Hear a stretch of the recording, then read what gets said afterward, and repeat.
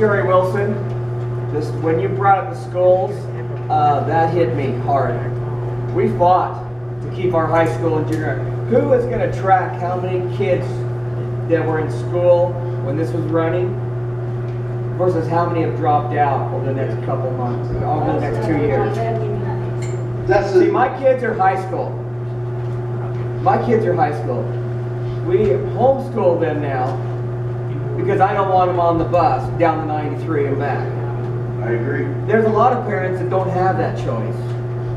So there's kids that aren't going. I'll tell you what, there's as many buses going here to Kingman as there was before, which means there's a lot of kids not going to school, right, falling between the cracks. What can we do? I mean, we're just, you know, we're either retired or still trying to make a living. You know, all of these meetings you want us to go to, I can't.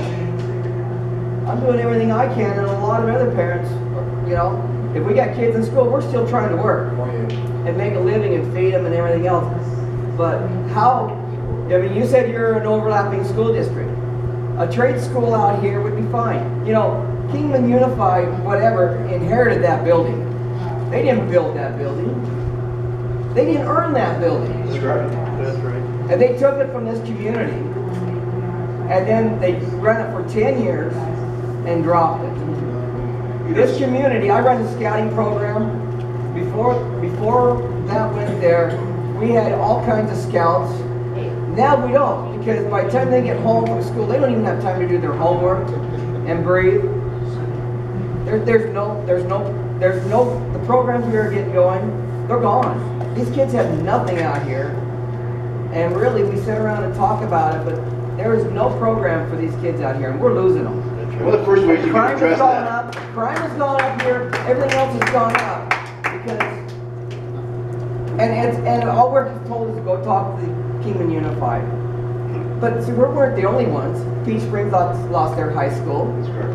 All of the surrounding communities have lost the high school. It does no good to teach these kids to 6th grade and then lose them after 6th grade. I agree. We have to have some help out here. I agree with you, and you know, there's a couple ways to address that. One is there are where's Debbie Francis? There are three board seats coming, 2 or 3. There's 3 board seats for the Kingman Unified School District Board that are up for election this time. So I highly recommend that you get educated on who those candidates are and voice your opinion by voting for the ones you feel will help represent you out here.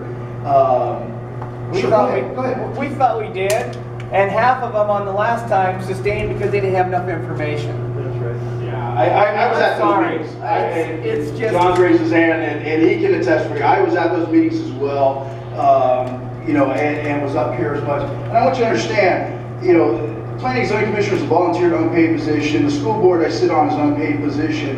I have 3 boys in school.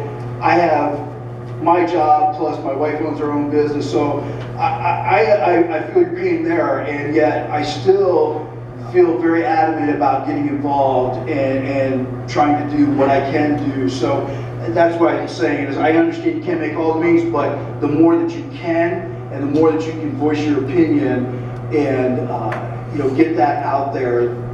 See, my anger wasn't voicing you guys. It's just frustration, and you guys are here, and you just have to know our pain. I would be very frustrated if my child had to ride 2 hours one way to school. Right.